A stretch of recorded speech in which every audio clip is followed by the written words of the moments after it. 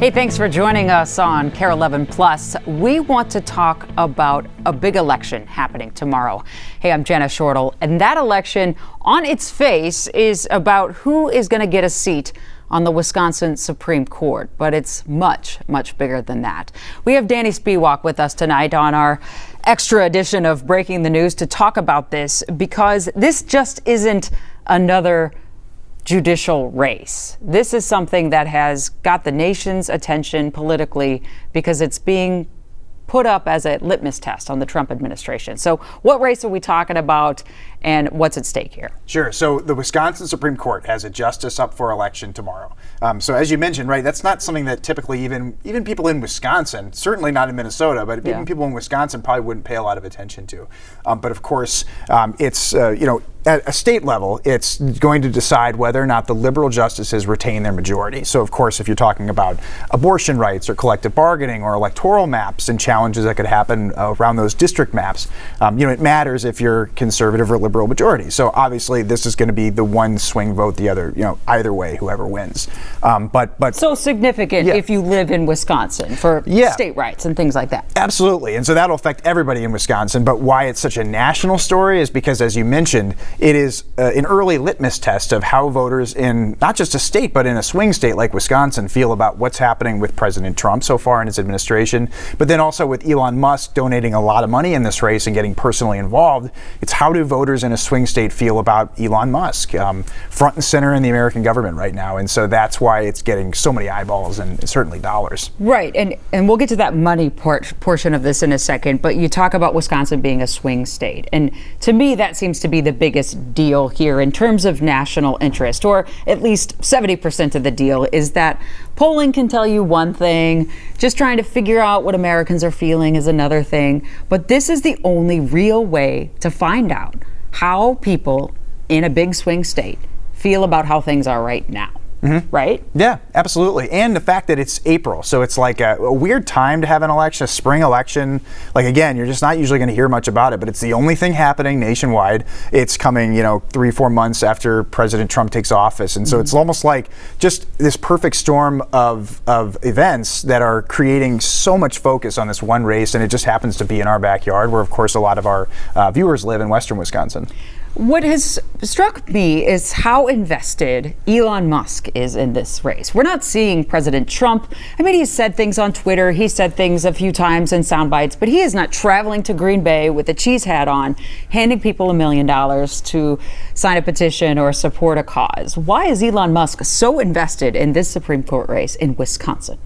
Well, I think in terms of, especially if you've seen Musk in aligning in terms of his, Doge and just being, part of the Trump administration, for the better part of several months now, I think he's taken a personal interest in it. He's framing it as, well, for one, a battle of control for the U.S. House. His argument is that the state Supreme Court in Wisconsin may hear challenges to the district maps in terms of congressional maps. Right now, Wisconsin Republicans outnumber Democrats in the congressional caucus. And so he said last night in Green Bay, if the liberals have the majority, they may try to take more seats through redistricting. Okay. That's his argument in terms of why it's so important, among other things. But there's a lot of lingering questions. Of course, his company Tesla has ongoing litigation in Wisconsin. It's unclear to what extent at all that matters for him.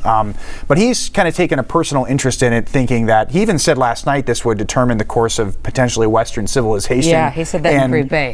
Humanity. And so he has put this in very stark terms in terms of the political impact. The national impact is the reason he's getting involved, so he says. So from the Crawford campaign, is she running on her values in the judiciary, or is she running saying Elon Musk is the other side, and if you vote for me, you vote against Elon Musk, so I'm good and he is bad, so take that vote? What's she doing with this? Yeah, she was in Hudson last week. We were there, and she very much did focus on Musk's involvement. I think trying to make this a referendum for voters on what do you think of Elon Musk, and if you don't like what he's doing, then you can have a chance to make your voice heard and vote for me, the liberal candidate. It's technically nonpartisan, but sure. She's a liberal candidate, and he's Brad Schimel is a conservative candidate.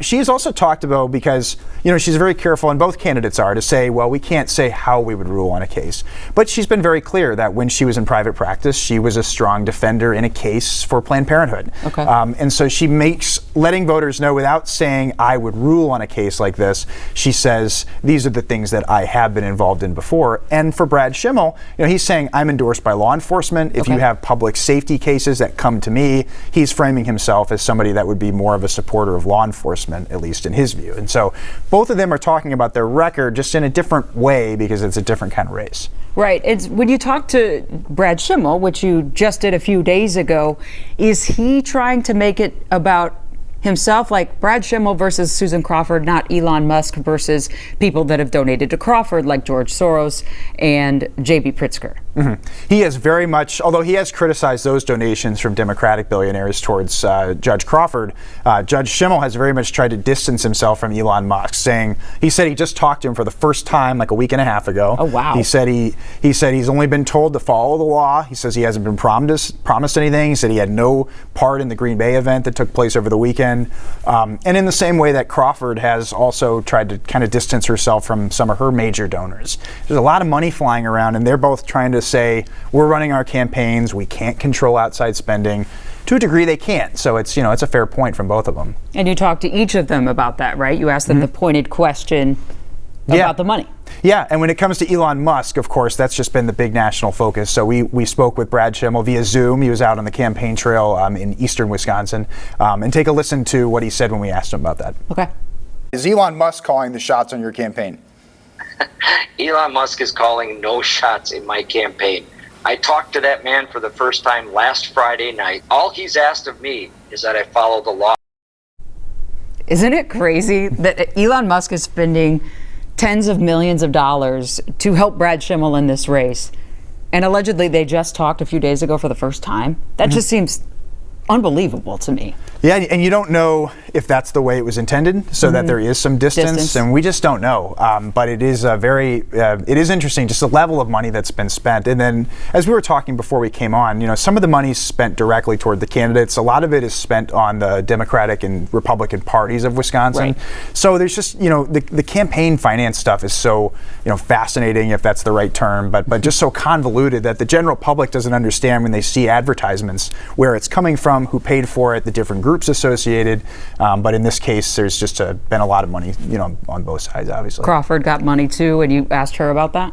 Yes, Crawford getting money in terms of, not to the scale of Elon Musk, but some of those big names that people know in the Democratic circles, J.B. Pritzker, governor of Illinois, philanthropist George Soros, they donated to the state party. We had a chance to ask Judge Crawford about that during her visit last week. Schimmel has said he didn't solicit support from Elon Musk. Did your campaign solicit support from George Soros or J.B. Pritzker or others?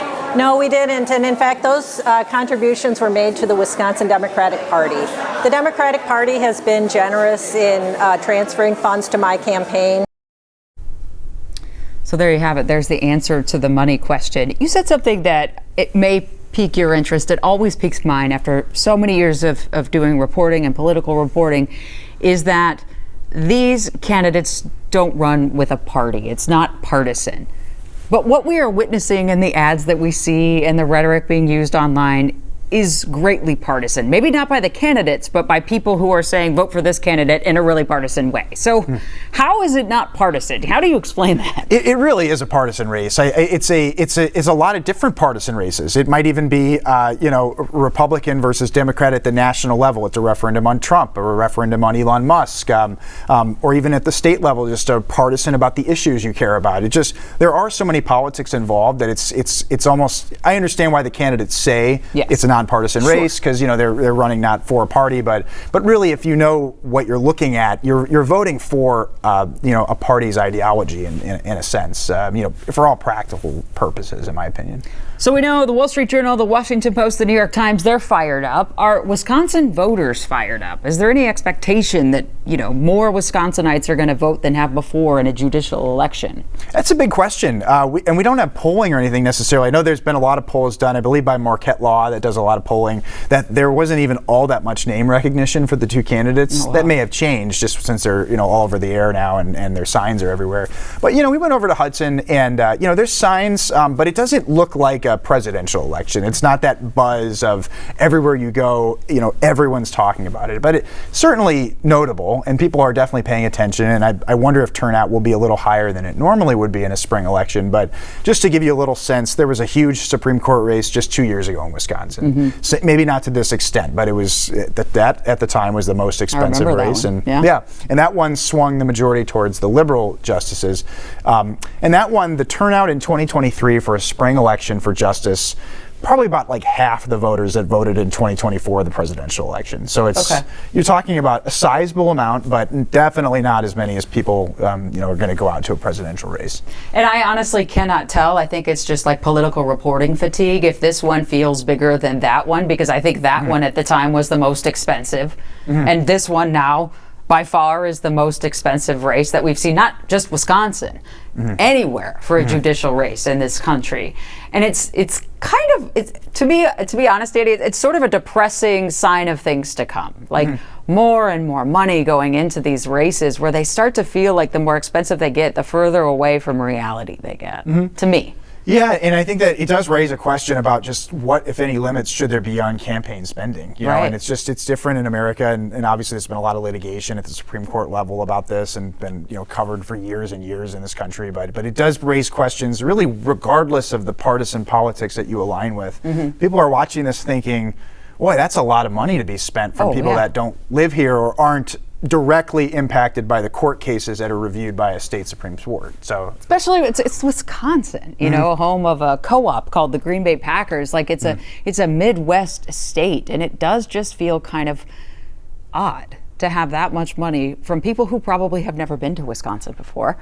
Poured into your state Supreme Court race. It feels, it's hard to trust it, And it almost, I think, is maybe a barometer, too, of just how nationalized local politics have gotten. I think we've seen that even at, like, the city council level. Everything has gotten so nationalized, in recent years that you're talking about Wisconsin, but you're really talking about, like, partisan politics in Washington. And so I think you see that a lot. And Wisconsin is just such a, for lack of a better term, it's such a wild political state. I mean, you have a Democratic governor, but you have a Republican legislature. You have this narrow majority of liberal justices on the Supreme Court. Minnesota has gotten to that extent in terms of having a tied House of Representatives and that sort of thing, but Wisconsin's just so close and evenly split, and it's such a fascinating political state that I think that is also why there's so much attention around it. Yeah, I was just looking at the numbers from the presidential. President Trump won Wisconsin this last time by a very thin margin, but lost it by a thin margin in 2020. And so some of this where the politics is personal, because one of the ads for Judge Schimmel, paid for by the Trump administration, is just a woman talking about Trump's tweets and what Trump's telling people to do. It doesn't talk about anything about like the actual judiciary. And so it is very much, it seems to be taken by both parties, like vote for the Democrats or vote for the Republicans. Yeah, and actually Brad Schimmel has said that on the campaign trail, saying we've got to get the voters who voted in November out to vote for us. And a lot of this is just driving the voters already exist. Right. Getting somebody that's sitting at home saying, I wasn't going to vote in that election, I didn't know what it was. Saying, well, if it's connected to Trump or Vice President Harris or whatever you ended up voting for, if you can get somebody out, then that's kind of the point. Well, we'll see if the voters go down that track. This is going to be a race that's going to hit your front pages tonight, tomorrow, all day, and the results hopefully start to come in tomorrow night. Danny's been covering it for months for us on KARE 11. We'll continue to do so probably tomorrow as those results tick in. It is the one race that the nation is watching tomorrow right next to us in Wisconsin. Thanks for joining us on Breaking the News Plus on KARE 11 Plus. We'll see you here next time.